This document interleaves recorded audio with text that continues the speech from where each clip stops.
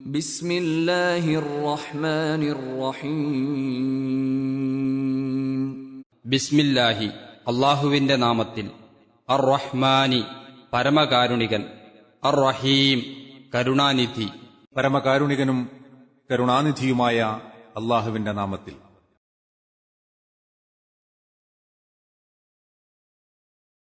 يا أيها الذين كفروا لا تعتذروا اليوم إنما تجزون ما كنتم تعملون. വചനം 7. യാ അയ്യുഹല്ലദീന കഫറു, ഹേ അവിശ്വസിച്ചവരെ, ലാ തഅ്തദിറു, നിങ്ങൾ ഒഴികഴിവ് പറയേണ്ട, അൽ യൗമ, ഇന്ന്, ഈ ദിവസം, ഇന്നമാ തുജ്സൗന, നിങ്ങൾക്ക് പ്രതിഫലം നൽകപ്പെടുന്നുള്ളൂ, മാ കുന്തും, നിങ്ങൾ ആയിരുന്നതിന് മാത്രം, തഅമലൂൻ, നിങ്ങൾ പ്രവർത്തിക്കും. പറയപ്പെടും, ഹേ അവിശ്വസിച്ചവരെ, ഇന്നു നിങ്ങൾ ഒഴികഴിവ് പറയേണ്ട, നിങ്ങൾ പ്രവർത്തിച്ചു കൊണ്ടിരുന്നതിന് മാത്രമേ നിങ്ങൾക്ക് പ്രതിഫലം നൽകപ്പെടുന്നുള്ളൂ.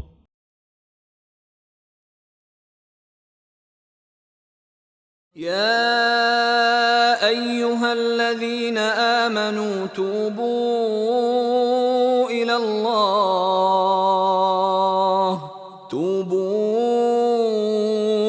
الله توبة نصوحا عسى ربكم أن يكفر عنكم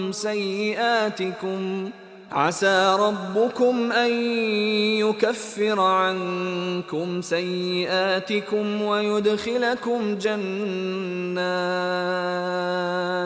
ويدخلكم جنات تجري من تحتها الأنهار يوم لا يخزي الله النبي والذين آمنوا معه نورهم يسعى بين أيديهم وبأيمانهم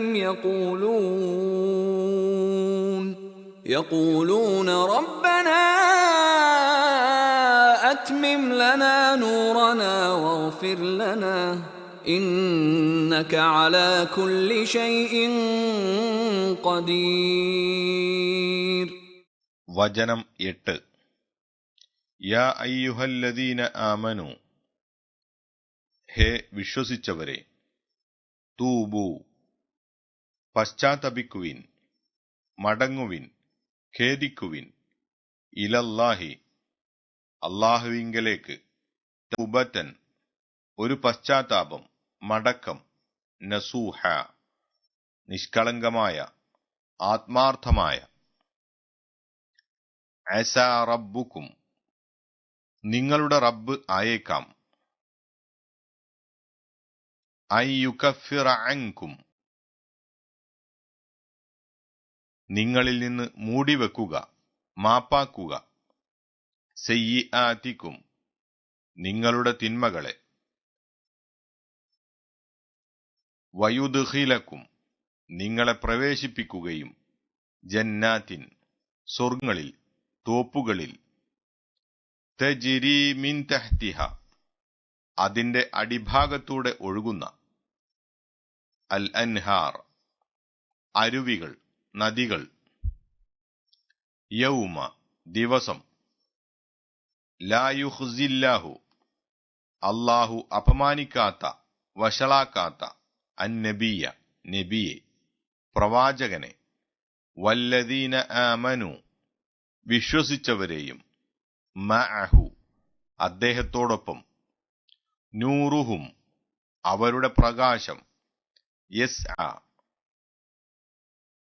പാഞ്ഞുകൊണ്ടിരിക്കും, നടന്നുകൊണ്ടിരിക്കും, വ്യാപിച്ചുകൊണ്ടിരിക്കും, ബൈന ഐദീഹിം, അവരുടെ മുമ്പിലൂടെ, വബി ഐമാനിഹിം, അവരുടെ വലഭാഗങ്ങളിലും, യഖൂലൂന, അവർ പറയും, റബ്ബന, ഞങ്ങളുടെ റബ്ബേ, രക്ഷിതാവേ, അത്മിം ലന, ഞങ്ങൾക്ക് പൂർത്തീകരിക്കണമേ, നൂറന, ഞങ്ങളുടെ പ്രകാശം, വഗ്ഫിർ ലന, ഞങ്ങൾക്ക് പൊറുക്കുകയും വേണമേ.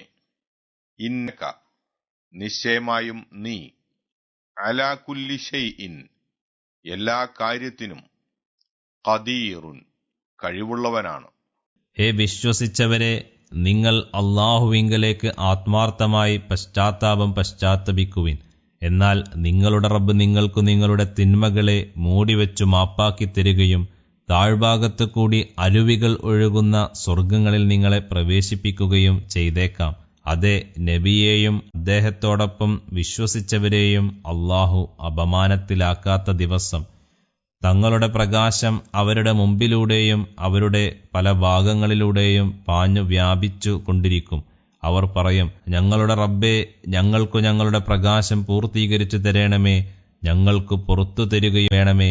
നിശ്ചയമായും നീ എല്ലാ കാര്യത്തിനും കഴിവുള്ളവനാകുന്നു.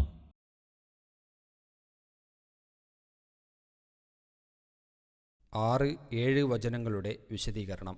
ഈ ലോകത്തുള്ള അഗ്നിയേക്കാൾ 70 ഇരട്ടി ഉഷ്ണമേറിയതാണ് നരകാഗ്നി എന്ന് നബി സല്ലല്ലാഹു അലൈഹി വസല്ലമ അരുളി ചെയ്തതായി ഹദീസിൽ വന്നിരിക്കുന്നു. ബുഖാരി, മുസ്ലിം.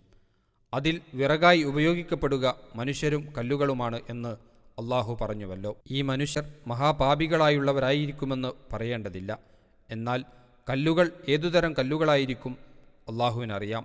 കൽക്കരിയാണ് ഇതുകൊണ്ട് ഉദ്ദേശമെന്നും കൽക്കരിയെപ്പറ്റി അറിയപ്പെടാതിരുന്ന ഒരു കാലത്തു തന്നെ ഖുർആൻ അതിനെപ്പറ്റി പ്രസ്താവിച്ചത് അതിൻ്റെ അമാനുഷികതയ്ക്ക് ഒരു ദൃഷ്ടാന്തമാണെന്നും ആധുനികരായ ചില ആളുകൾ എഴുതി കാണുന്നു.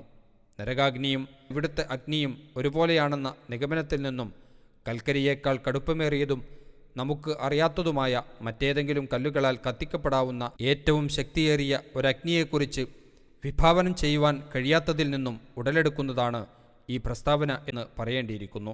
13 നൂറ്റാണ്ട് കാലത്തോളം ഒരാൾക്കും ഉദ്ദേശം മനസ്സിലാക്കുവാൻ സാധിക്കാത്ത ഒരു വാക്ക് അഥവാ അൽ ഹിജാറ ഖുർആനിൽ ഉണ്ടായിരുന്നു.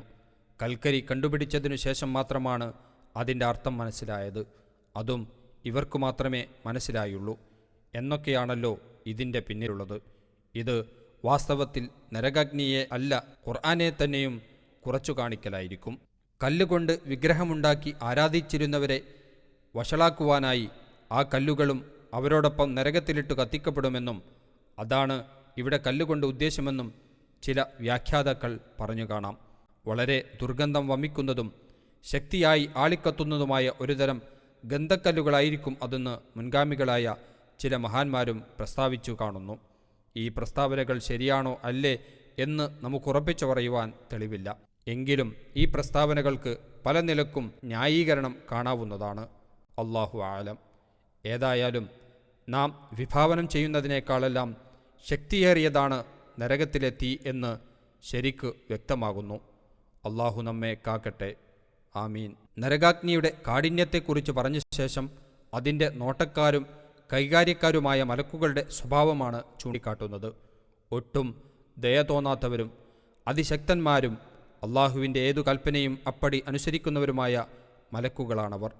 ശിക്ഷയുടെ ഭയങ്കരതയും കഠോരതയും സഹിക്കവയ്യാതെ നരകസ്ഥരായ ആളുകൾ സമർപ്പിക്കുന്ന ഒഴിവുകഴിവുകളോ അപേക്ഷകളോ അവിടെ ഗൗനിക്കപ്പെടുന്നതുമല്ല.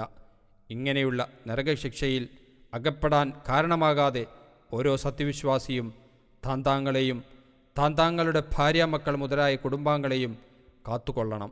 ഓരോരുത്തനും തൻ്റെ കാര്യം മാത്രം നോക്കിയാൽ പോരാ, കുടുംബത്തിൻ്റെ കാര്യം കൂടി നോക്കേണ്ടുന്ന കടമയുണ്ട് എന്നെല്ലാമാണ് അള്ളാഹു അറിയിക്കുന്നത്. അത്യാവശ്യമായ അറിവുകളെങ്കിലും പഠിപ്പിക്കുക, മതബോധവും സദാചാരബോധവും ഉണ്ടാക്കുക, സതുപദേശം നൽകുക, അള്ളാഹുവിൻ്റെ വിധിവിലക്കുകൾ അനുസരിച്ച് ജീവിക്കുവാൻ നിർബന്ധം ചെലുത്തുകയും പരിശീലിപ്പിക്കുകയും ചെയ്യുക. തന്നിഷ്ടത്തിനൊത്ത് ജീവിക്കുവാനും സന്മാർഗത്തിൽ നിന്ന് വ്യതിചലിക്കുവാനും അനുവദിക്കാതിരിക്കുക. ഇതൊക്കെയാണ് കുടുംബത്തെ നരകാഗ്നിയിൽ നിന്ന് രക്ഷിക്കുവാനുള്ള മാർഗങ്ങൾ. ഒരാൾ തൻ്റെ കുടുംബാംഗങ്ങളെ അവരുടെ പാട്ടിന് വിട്ടേക്കുകയും അവർക്ക് വേണ്ടുന്ന ഉപദേശങ്ങളും ശിക്ഷണങ്ങളും നൽകാതിരിക്കുകയും ചെയ്യുന്ന പക്ഷം സ്വന്തം നിലക്ക് എത്ര ഭയഭക്തനും സൽക്കർമ്മിയും ആയിരുന്നാലും ശരി, അയാൾ അള്ളാഹുവിൻ്റെ അടുക്കൽ വമ്പിച്ച കുറ്റക്കാരൻ തന്നെയായിരിക്കും. അള്ളാഹു നമുക്ക് തൗഫീക്ക് നൽകട്ടെ. 8-ാം വചനത്തിൻ്റെ വിശദീകരണം. തൗബത്തൻ നസൂഹ അഥവാ ആത്മാർത്ഥമായ പശ്ചാത്താപം എന്നതിൻ്റെ ഉദ്ദേശം കുറ്റത്തിൽ നിന്ന് മനഃപൂർവ്വം ഖേദിച്ചു മടങ്ങുക എന്നു തന്നെ. ചെയ്തു കഴിഞ്ഞ കുറ്റത്തെപ്പറ്റി ഖേദം, മേലാൽ ചെയ്യുകയില്ലെന്ന ദൃഢനിശ്ചയം, നിർവഹിക്കുവാൻ ബാക്കിയുള്ള കടമ നിറവേറ്റൽ, അന്യനെ സംബന്ധിക്കുന്ന കുറ്റമാണെങ്കിൽ അവനോട് മാപ്പ് വാങ്ങുകയും അവൻ്റെ കടപ്പാട് തീർക്കുകയും ചെയ്യൽ, മേലിൽ നല്ല നില കൈക്കൊള്ളൽ, ഇതെല്ലാമാണ് അതിനുള്ള ഉപാധികൾ. ഇങ്ങനെയുള്ള തൗബ അഥവാ പശ്ചാത്താപം ചെയ്യുന്നവർക്ക് അവരുടെ പാപങ്ങൾ പൊറുക്കപ്പെടുമെന്ന് മാത്രമല്ല അവർക്ക് വമ്പിച്ച പ്രതിഫലം ലഭിക്കുന്നതുമാണ് എന്നുകൂടി അള്ളാഹു അറിയിക്കുന്നു. സൂറത്തുൽ ഫുർഖാൻ 70 നോക്കുക. സത്യവിശ്വാസികളുടെ പ്രകാശത്തെക്കുറിച്ച് സൂറത്തു ഹദീദ് 12 പ്രസ്താവിച്ച സംഗതികൾ ഇവിടെയും ഓർക്കുക. കപടവിശ്വാസികൾ തങ്ങൾക്ക് വെളിച്ചം കിട്ടാതെ കഷ്ടപ്പെടുമ്പോഴാണ് സത്യവിശ്വാസികൾ അള്ളാഹുവിനോട് തങ്ങളുടെ പ്രകാശം പൂർത്തിയാക്കി കൊടുക്കുവാൻ പ്രാർത്ഥിക്കുന്നത് എന്ന് മുജാഹിദ്, ദുഹാഖ് മുതലായവരിൽ നിന്ന് നിവേദനം ചെയ്യപ്പെട്ടിരിക്കുന്നു.